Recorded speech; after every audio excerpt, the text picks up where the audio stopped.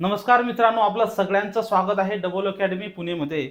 मित्रांनो, या ठिकाणी फॉरेन्सिक लॅब भरती 2024 फॉरेन्सिक लॅब भरती 2024 साठी वरिष्ठ प्रयोगशाळा सहाय्यक, वरिष्ठ लिपिक तसंच कनिष्ठ प्रयोगशाळा सहाय्यक गट क या पदांसाठी जो तांत्रिक पदांचा अभ्यासक्रम आहे तो कसा करायचा आहे आणि कशातून करायचा आहे याची आपण या ठिकाणी काय माहिती आज या ठिकाणी घेणार आहे। तर पूर्ण टॉपिकची डिटेल लिस्ट या ठिकाणी आपण पाहणार आहे। तर सर्वात महत्त्वाची गोष्ट मित्रांनो, या ठिकाणी आपल्याला या परीक्षेचा जो आहे हा पेपर कोणत्या भाषेमध्ये होणार आहे अजून या ठिकाणी त्यांनी डिक्लेअर केलेलं नाहीये, परंतु ॲज पर माय नॉलेज या ठिकाणी माझ्या माहितीनुसार नेहमीच डिग्री लेवलच्या ज्या परीक्षा असतात त्यांचं तांत्रिक प्रश्न हे नेहमी इंग्रजी भाषेमध्ये किंवा मराठी दोन्ही भाषेमध्ये असतात। तसं तर इंग्रजीत असतात, परंतु जर ऑनलाईन पेपर असेल तर तुम्ही मराठीमध्ये लिहू शकता। मात्र जनरली 12वी बेस किंवा 10वा वर्ग बेस, आता या ठिकाणी हे जे कनिष्ठ पद आहे याचे 10वी बेस असणार आणि वरिष्ठचं 12वी जो पेपरचा दर्जा आहे तो असल्यामुळे हे मराठी भाषेमध्येच हमखास या ठिकाणी असतात। तसंच त्यांच्याकडून लवकरच अपडेट येईल असे आपण या ठिकाणी अपेक्षा करतो। ठीक आहे, तर आता या ठिकाणी यांची जी परीक्षा TCS घेणार असल्यामुळे यांचा जो सिलेबस आहे तो या ठिकाणी आपल्या समोर त्यांनी दिलेला आहे। मराठी व्याकरण दिलेलं आहे 15 प्रश्न, इंग्रजी व्याकरण आहे 15 प्रश्न आणि सामान्य ज्ञान आहे 15 प्रश्न। तसंच या ठिकाणी तांत्रिक जो आहे बौद्धिक चाचणी 15 प्रश्न या ठिकाणी आहे। तर तांत्रिक मध्ये सांगितलेलं आहे विज्ञान शाखेतील उच्च माध्यमिक शालांत परीक्षा पूर्व उत्तीर्ण पदाकरता आवश्यक असलेल्या किमान शैक्षणिक अर्हतेनुसार विचारण्यात येणारे प्रश्न, तसंच प्रश्नपत्रिकेचा दर्जा हा उच्च माध्यमिक शालांत परीक्षेचा म्हणजे 12वीच्या दर्जाचा असणार आहे आणि कनिष्ठ साठी 10वीच्या दर्जाचा असणार आहे। तर मित्रांनो, नेमकं या ठिकाणी आपल्याला ते 40 प्रश्न असणार आहेत आणि 80 गुण या ठिकाणी असणार आहेत। तर या ठिकाणी आपल्याला कोणकोणते टॉपिक्स या ठिकाणी अभ्यास करायचा आहे, कोणकोणत्या टॉपिक्सवर काय या ठिकाणी प्रश्न विचारले जाणार आहेत तर ते या ठिकाणी आपण काय पाहणार आहे। तर मित्रांनो, सुरुवातचा जो घटक आहे तुम्हाला असणार आहे जीवशास्त्र, म्हणजे त्याला म्हटलं जातं बायोलॉजी। बायोलॉजीवर आपल्याला या ठिकाणी सजीवांचं वर्गीकरण हा एक टॉपिक असणार आहे। या टॉपिकवर तुम्हाला काय प्रश्न विचारले जाणार आहे। तसंच या ठिकाणी प्राण्यांचं वर्गीकरण म्हणजेच ॲनिमल क्लासिफिकेशन त्याच्यावर सुद्धा आपल्याला प्रश्न विचारले जाणार आहेत की या ठिकाणी वर्गीकरणाच्या पद्धती विटाकर असेल, हेकेकल असेल, कार्लिनियस असे, तर या सगळ्यांचा आपल्याला या ठिकाणी प्रश्न विचारले जाणार आहे। नंतर मित्रांनो, सेल हा जो टॉपिक आहे, सेल असेल, ऊती असेल आणि अवयव संस्था नावाचा जो टॉपिक असेल, मग या ठिकाणी रिप्रोडक्शन सिस्टम, त्या ठिकाणी रेस्पिरेशन सिस्टम, प्रजनन सिस्टम अशा ज्या वेगवेगळे माणसाच्या शरीर संस्था, अवयव संस्था, ऊती संस्था, प्रजनन संस्था, ज्ञानेंद्रिय या पूर्ण मानवी होल बॉडीवर या ठिकाणी आपल्याला काय प्रश्न विचारले जाणार आहेत। नंतर आहे आहार आणि पोषण, फूड अँड न्यूट्रिशन हा टॉपिक सुद्धा आपल्या याच्यामध्ये येत असतो की सजीवांना कोणता आहार असतो, काय पोषण असतं, ज्याच्यामध्ये जीवनसत्व असतील, खनिज असतील, क्षार असतील, कर्बोदके असतील, प्रोटीन्स असतील, फॅट्स असतील, या सगळ्यांचा या ठिकाणी आपल्याला अभ्यास करायचा आहे। नंतर सजीवांच्या जीवन प्रक्रियेमध्ये हे टॉपिक ऑलरेडी आहेच,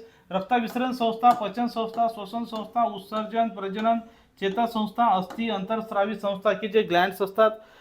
नंतर मानवाचे थोडंफार या ठिकाणी छोट्या छोट्या प्रमाणामध्ये आपल्याला रोग सुद्धा विचारू शकतात की नेमकं या ठिकाणी उदाहरणार्थ छोटे छोटे रोग की जे प्रसिद्ध रोग आहेत, TB असेल, एड्स असेल, कशामुळे होतात, काय होतात, एक बेसिक लेवलचं त्या ठिकाणी रोगाविषयी सुद्धा आपल्याला प्रश्न असतील। नंतर ज्ञानेंद्रिय सेन्सरी ऑर्गन्स त्याच्यावर सुद्धा प्रश्न असेल। नंतर मित्रांनो, पुढचा टॉपिक असणार आपल्याला रसायनशास्त्र म्हणजेच केमिस्ट्रीमध्ये आपल्याला द्रव्य आणि द्रव्याचं वर्गीकरण, मॅटर ऑफ क्लासिफिकेशन म्हणजे द्रव्य, त्यांच्या अवस्था काय, स्थायू, वायू, गती, म्हणजे अशा ज्या वेगवेगळ्या अवस्था आहेत, संगणन काय, तर अशा प्रकारचे प्रश्न या ठिकाणी आपल्याला काय विचारणार आहेत। हा एक बेसिक सिलेबस आहे, त्यांनी आपल्याला सिलेबस दिलेला नाहीये, मात्र या ठिकाणी एक ॲव्हरेज सिलेबस आपल्याला काय असू शकतो तर हे आपण या ठिकाणी काय पाहत आहे। नंतर अणूची रचना, अणू म्हणजे काय, रेणू म्हणजे काय, त्याचे बंध काय, कार्बन सहसंयुज बंध काय, सिंगल बॉन्ड, ड्युअल बॉन्ड, हे सगळं या ठिकाणी आपल्याला विचारले जातील। कार्बनची अपरूप वगैरे वगैरे। नंतर आहे मूलद्रव्यांचे अर्थ, आवर्त साधने, कोण शोध लावलेला, मग त्रिके असतील, अष्टके असतील, हे सगळं या ठिकाणी आपल्याला असणार आहे। तर मित्रांनो, या पदासाठी जे प्रयोगशाळा सहाय्यक घटक, वरिष्ठ आणि कनिष्ठ तसंच भांडारपाल या पदासाठी आपली online technical batch live plus recorded स्वरूपाची या ठिकाणी काय सुरू होत आहे। तर मित्रांनो, ही जी बॅच आहे तुम्ही या ठिकाणी बॅच जॉईन करू शकता, ज्या बॅचमध्ये तुम्हाला सर्व प्रकारचे लाईव्ह रेकॉर्डेड सगळे कोर्सेस या ठिकाणी आपल्याला काय स्वरूपामध्ये उपलब्ध आहेत। ही बॅच तुम्ही आजच जॉईन करू शकता, कारण की ऑलरेडी लेक्चर्स आपले आता काय सुरू झालेले आहेत, ज्याच्यामध्ये तुम्हाला संभाव्य प्रश्नांचा संच सुद्धा या ठिकाणी तुम्हाला मिळणार आहे. तसंच याच्या तुम्हाला नोट्स सुद्धा भेटणार आहेत. काय मिळणार आहेत? नोट्स सुद्धा या ठिकाणी आपण उपलब्ध करून देणार आहेत. ज्या बॅचमध्ये लाईव्ह बॅचमध्ये तुम्हाला live class, recorded lecture, test series, संभाव्य प्रश्न जवळपास 2000 प्रश्नांचा तुम्हाला संभाव्य प्रश्न संच सुद्धा आपण त्या ठिकाणी देणार आहे, की जेणेकरून तुम्हाला याच्यावर जे आलेले प्रश्न आहेत त्यातला एकही प्रश्न तुमचा काय चुकणार नाही. नंतर मित्रांनो, मूलद्रव्यांचं वर्गीकरण, क्लासिफिकेशन ऑफ एलिमेंट्स, नंतर कार्बनाचे संयुग काय आहेत, आम्ल काय, आम्लारी काय, क्षार काय, नंतर केमिकल अभिक्रिया की या ठिकाणी अभिक्रियेचे प्रकार, उष्मादायी अभिक्रिया, उष्माग्राही अभिक्रिया, तर हे सगळं त्या ठिकाणी असणार आहे. नंतर भौतिक शास्त्रामध्ये गतीचे प्रकार, त्यांचे काही सूत्र, त्यांचे काही युनिट्स, दाब, प्रेशर, उष्णता, ध्वनी, साऊंडमध्ये सुद्धा या ठिकाणी ध्वनीचे प्रकार असतील, अल्ट्रासाऊंड काय, तर हे सगळं या ठिकाणी आपल्याला असणार आहे. तर हा जो सिलेबस हा तुम्हाला जर डाउनलोड करायचा असेल तर @डबल अकॅडमी हे जे टेलिग्राम चॅनल आहे, या टेलिग्राम चॅनलवर मी काय टाकणार आहे, तिथून तुम्ही डाउनलोड करू शकता. नंतर प्रकाशाचे प्रकार, या ठिकाणी भिंग आपले सगळेच दूरदृष्टिता, निकटदृष्टिता, दोष, काचाचे प्रकार सगळं त्यामध्ये असणार आहे. नंतर विद्युतधारा, त्यांचे एकक, बिकक, चुंबकत्व, गुरुत्वाकर्षण, तर अशा प्रकारे आपल्याला हे सगळे प्रश्न आणि हे सर्व जे टॉपिक्स आहेत ते टॉपिक्स या ठिकाणी काय प्रश्न विचारले जाणार आहेत. कारण की 10वी आणि 12वी बेसवर त्यांनी जे आपल्याला सायन्स असतं त्या सायन्समध्ये हे सर्व टॉपिक्स आहेत. तर याचा आपल्याला 40 प्रश्नांचा अभ्यास असणार आहे. 40 प्रश्नांचा जर आपल्याला अभ्यास करायचा असेल तर कमीत कमी आपल्याला याचे 2 ते 3 हजार प्रश्न, किती 2 ते 3 हजार प्रश्न ज्यावेळेस आपण सॉल्व्ह करू तेव्हा आपल्याला जवळपास 30-40 प्रश्न आपल्याला त्यातले मिळतील. तुम्हाला माहिती आहे 5-10 प्रश्न अशा प्रकारचे येतात की जे कोणालाही माहीत नसतात. कदाचित BSc लेवलचे येऊ शकतात. 10 प्रश्न माझा अनुभव आहे की आतापर्यंत जेवढे काही परीक्षा होत असतात त्या परीक्षेमध्ये 3 प्रकारचे प्रश्न विचारले जातात. जवळपास 60% प्रश्न हे इझी असतात, 30% प्रश्न हे मीडियम लेवलचे असतात आणि 10% प्रश्न ज्याला आपण हार्ड लेवल म्हणतो. ॲक्च्युअलमध्ये ते हार्ड लेवलचे नसतात, ते अभ्यासाशी रिलेटेडच असतात, परंतु कुठल्या तरी वरच्या लेवलच्या एक्झाममध्ये येणारे ते प्रश्न असतात. तर अशा प्रकारे मित्रांनो आपण तांत्रिक घटकाचा या ठिकाणी काय पाहिलेला आहे, अभ्यासक्रम पाहिलेला आहे.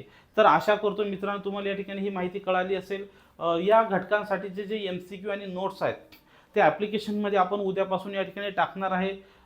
ज्यांना ह्या नोट्स ईबुक स्वरूपामध्ये ॲप्लिकेशनमध्ये पाहिजे असतील ते त्या ठिकाणी घेऊ शकता. तसंच घरपोच नोट्स अजून तयार झाल्या नाहीत, 7-8 दिवसात तुम्हाला त्या ठिकाणी कदाचित 10 दिवसात तयार होतील, त्याच्यानंतर तुम्ही घरपोच सुद्धा मागवू शकता. तर हा व्हिडिओ आपण शेवटपर्यंत पाहिला त्याबद्दल तुमचे धन्यवाद. आणि व्हिडिओला लाईक करायचा आहे, चॅनल सबस्क्राईब करायचं आहे. तुमचे काही प्रश्न असतील तर कृपा करून कमेंट न करता माझा जो नंबर आहे 8010457760 त्याच्यावर पूर्ण स्वरूपामध्ये लिहा, तुम्हाला नक्कीच उत्तर दिल्या जाईल. थँक्यू. आणि ज्यांना सिलेक्ट व्हायचं असेल ते आपले ऑनलाईन बॅचसुद्धा जॉईन करू शकतात. ज्यांना टेक्निकल पाहिजे ते टेक्निकल जॉईन करू शकतील. थँक्यू.